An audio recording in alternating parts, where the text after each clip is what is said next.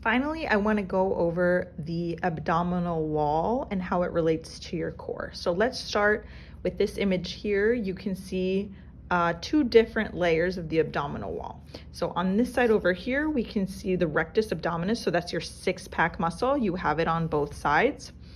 And you also can see your internal oblique on both sides, right? So this muscle is a little bit deeper than this rectus abdominis muscle.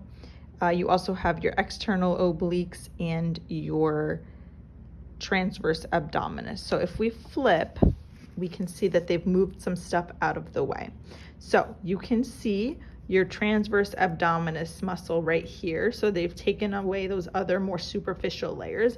And this muscle is important because this is your body's natural corset. So this muscle works with your pelvic floor, it works with your respiratory diaphragm, and it works with the muscles of your deep back in order to generate intra-abdominal pressure, which is what helps stabilize your spine when you're exerting effort, such as lifting something heavy or getting up out of a chair, for example.